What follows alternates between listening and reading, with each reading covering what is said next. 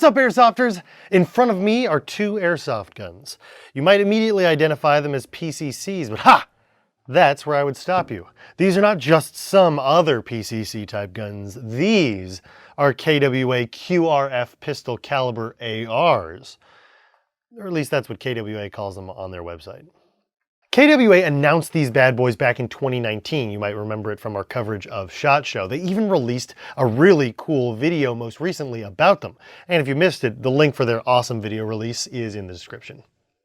The KWA QRF is an all-metal AEG, and it currently comes in two flavors. One with this magazine that harkens back to the MP5, the QRF MOD.1, or alternatively, the MOD.2, which uses magazines from their popular TK.45 series, although these have the QRF branding on them. So if you already have a TK.45, this might be the smarter option for you.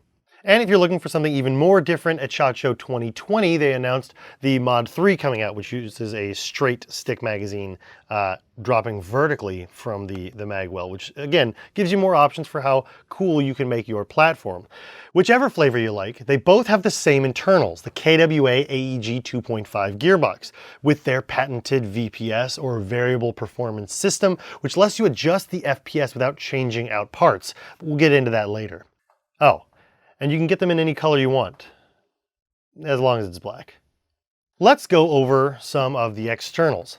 The markings are clean and rather minimal. Just a KWA logo here on the dust cover, and some product info and serial number right by the trigger on the opposite side.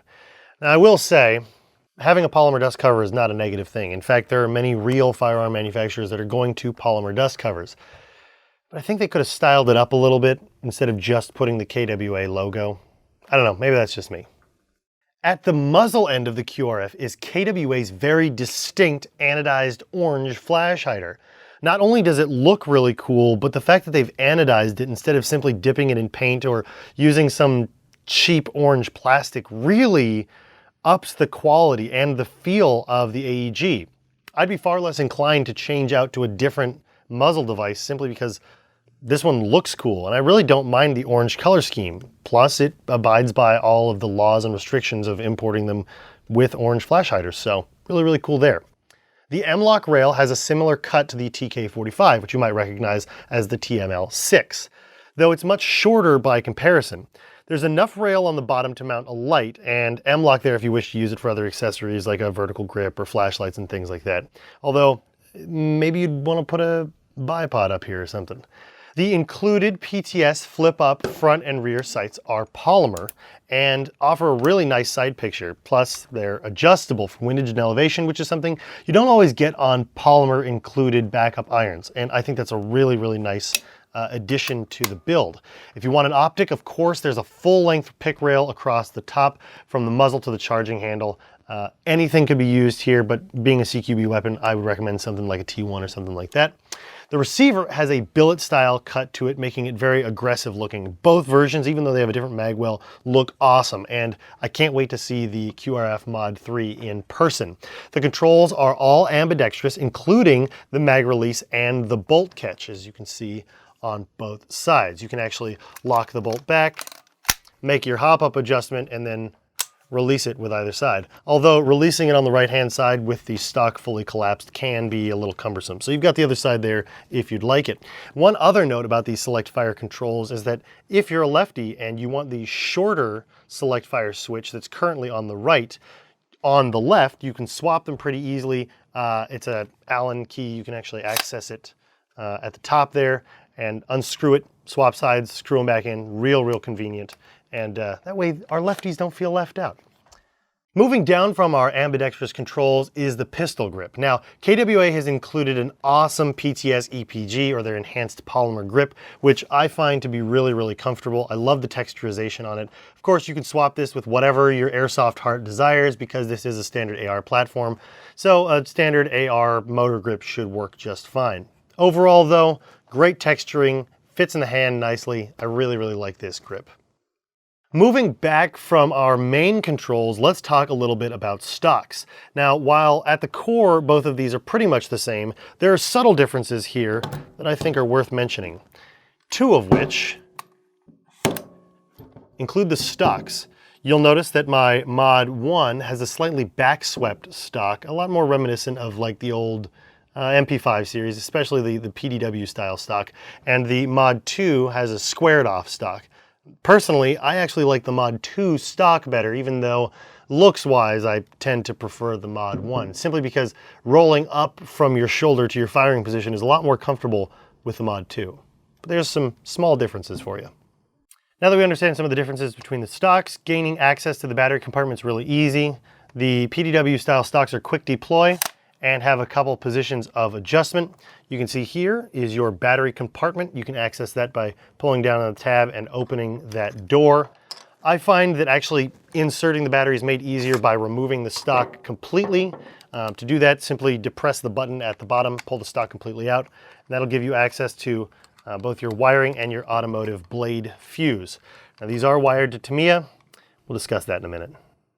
The limiting factor on this battery compartment is length. Now, if you're already using a standard buffer tube battery, you're already used to kind of having to fight with the wiring and making sure that the battery can inhabit the same space. So really anything longer than 1000 milliamp stick for a LiPo might not fit, but giving you more milliamperage in terms of width, it can certainly be done here. Overall, these guns look and feel very sleek and functional. Plus, that KWA build quality gives you a really solid feeling to it. The MOD.1 has some more MP5 vibes, while the MOD.2 is styled after the pistol AR that uses Glock-style magazines, or the TK series. Whichever your preference, they're both made to play. Let's see how they arrive in the box and what they've got going on under the hood, or in the gearbox, inside. In the box is some minimal but effective packaging, holding the QRF suspended between 3 pieces of foam. There are some nifty accessories included, like the 2 M-LOK rail adapters and an extra long 2.5mm hex key. This is for adjusting the FPS. Speaking of, let's show you how to do that. The FPS is adjusted by first removing a small cover plate inside the battery compartment. Once that's off, you can either use the long hex key to adjust the FPS, or remove the spring entirely and swap it out. It's a nice and quick way to tune your QRF for your playstyle. And the quick change spring makes taking the gearbox apart less challenging. While both the MOD.1 and MOD.2 have the same gearbox, there is almost no compatibility between the upper and lower receivers of the two models. As you can see, both have a unique hop-up, which means that the uppers have different cuts, and of course the lowers take different magazines. The gearboxes, however, are identical and feature 9mm bearings for the 18:1 gear set. As you can see, the charging handle and mock bolt are attached to the gearbox itself, much like the Ronin system.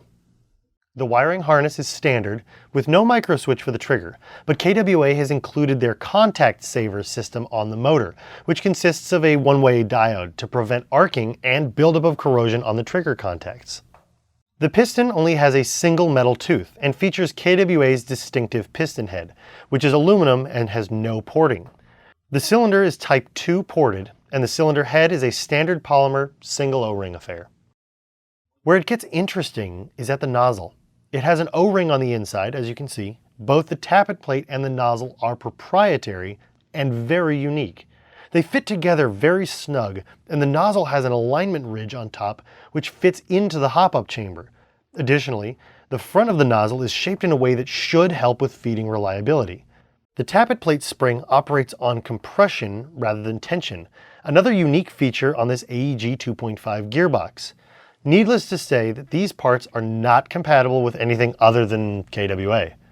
The gearbox shell itself is ultra reinforced, with a very thick top spine and lower portion of the front section, and all around the cylinder. The gearbox is also cut to readily take a gate tighten MOSFET or any other trigger board MOSFET system. Alright guys, as you can see, we're in our outdoor testing facility, and before we get into the feel, first things first.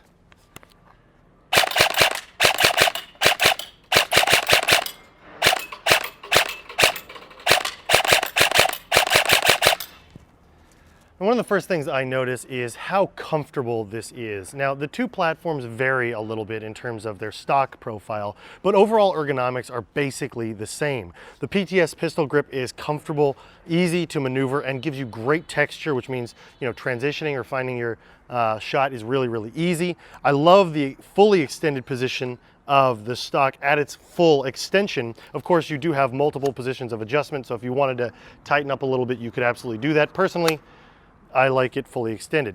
One other thing I really like about the stock is its quick deploy functionality. The fact that you can snap it out and go to work really, really quickly is very nice. One of the things that I really like about the M-LOK front handguard is ergonomically it's still very comfortable. And one of the trade-offs you get with really short, compact PDW sized weapons is the trade-off between accessory mounting positions and barrel length. The shorter barrel length gives you a lot more maneuverability. However, you give up accessory mounting positions. I really like this blend of length as well as still giving you plenty of room to mount accessories if you wanted to throw a flashlight on there, or if you're more of a vertical grip or angled grip kind of guy or gal. You still have plenty of room to do that, and of course you've got plenty of top rail space for other accessories, optics, and the of course attached flip up front and rear sights. Let's go ahead and lay some more rounds down.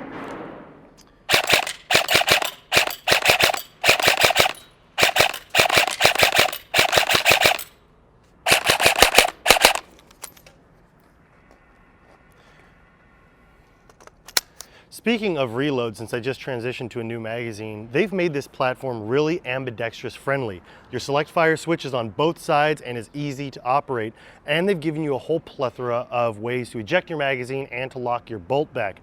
So not only do you have the traditional MP5 style paddle mag release here, but you also have similar to an M4 style mag release on this side, as well as one that's also convenient for left-handers. And that's huge because they've been able to retain the functionality of all three without losing any comfort or usability. It's really easy to release the magazine no matter if you're a right or left-handed shooter. The same goes for adjusting your hop-up unit. Simply pulling back on the charging handle allows you to lock that back and adjust the rotary style hop-up. Because of the two different mag designs, they of course have two different styled hop-ups, but they both function about the same way. Releasing the bolt can be done on either side, again ambidextrous. It's really easy to the release. At this point, I feel like I should mention though that I feel like we're at the point where your dummy bolt should just lock back on its own. We've got the technology to do it, and I wish that you didn't have to hold the bottom of the bolt release to lock that back. Of course, if you don't mind so much, you can of course do that with either side, but having to do that kind of takes the fun out of adjusting your hop up. Not a huge deal, it's just something I'm being hypercritical about, I guess. Other than that, in terms of pointability and functionality, it's real easy to get a sight picture. It's zeroed really, really quickly, and I've got an Aim Sports optic on top that made it really easy to find a target. Pointability is good. Again, back to that really short profile means transitioning between targets is really, really easy, and that length gives you a lot more maneuverability. The trigger feels snappy. It's really, really nice, especially for not being an electronic trigger. I feel like it's really, really nice. And again, that grip is super comfortable. Other than that, it functions like many other AEG 2.5 based KWA AEGs. It's a lot of fun, and it works. A couple other quick things as an aside. Now, this is the MOD.2, and the MOD.2 has a very cool magazine, in my opinion, very reminiscent of the MP5. And while I love the ergonomics and styling of this magazine, the MOD.1 holds 120 rounds and is compatible with the TK.45 and TK.45c magazines. Now, 120 rounds out of a mid-cap, that's pretty reasonable for a PCC. But 85 rounds out of the MOD.2 or MOD.1? Come on, guys. We live in a world where we can expect a little bit more BB per mag. I mean, even the MP5 holds 200. To be fair, that's in a high cap mag. I just wish it had a little bit more. I feel like I'm reloading more often than I really need to. And one other note is about the battery compartment. I mean, just look at this thing. It's plenty wide to hit a wide variety of batteries, as well as being long enough to fit a standard buffer tube style battery. The compartment is easy to access, and closing it up is pretty simple. It's not gonna fall out on you as you're playing on the field. And for this test, we were able to get one of our Matrix 1400 milliamp 11.1s in it. And that's impressive. Longer runtime, better performance. I'm really pleased with the battery compartment, and it still stows away in a really compact size. So overall, awesome points there. However, and there's always a however, right? This is 2020, people. How do we still not have Airsoft T-plugs on these bad boys? KWA, I'm expecting the next versions to have Deans or Airsoft T-plugs or whatever you decide to go with, but Tamiya's got to go. shoot some more rounds.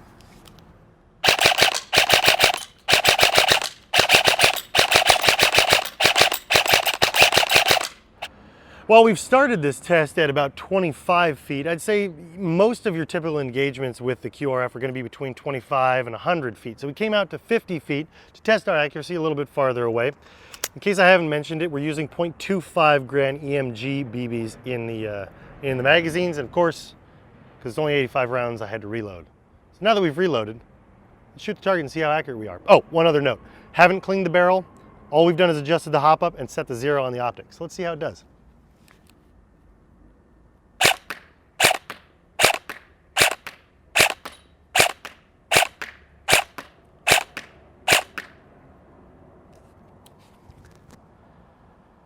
Now, I don't know if you can see it from where you are, but from where I can see, I might be hopped a little high. I wonder if we turn it down a little bit. That might get us a little bit better performance out at 100 feet. Let's take a walk back. We've moved out to 100 feet now. We're gonna see how our accuracy does. Obviously, 100 feet is nothing for an airsoft gun. Yeah, your spread's gonna get a little bit wider, but this is nothing for even a weapon this short. So let's see how it does.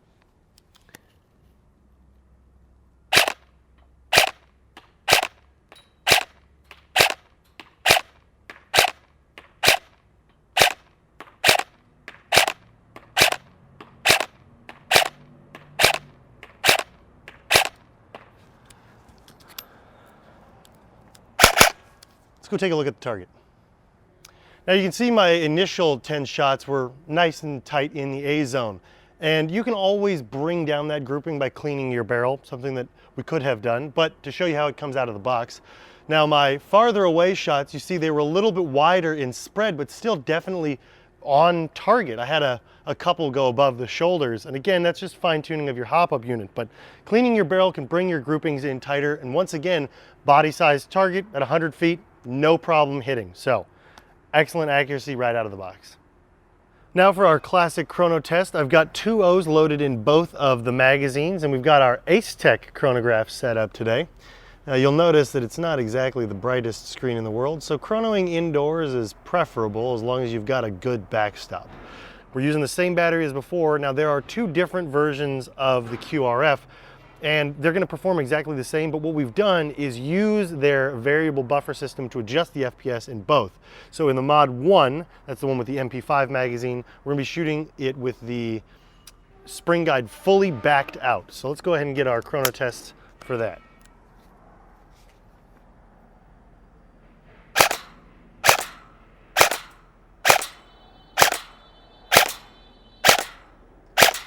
So just under 360 FPS. Let's figure out the RPS.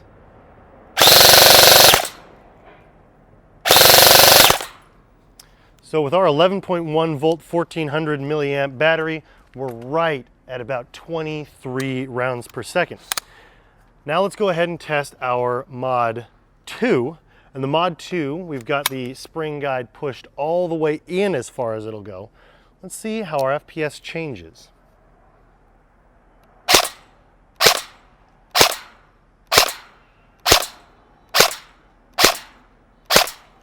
Now naturally you're going to be less consistent compressing your spring all the way than you would be with it fully backed out in its natural state. But as you can see, it's quite a big jump. You can go from outdoor to indoor play simply by adjusting that variable FPS system instead of having to swap out an entire spring. Let's see what our RPS changes when we have it fully compressed.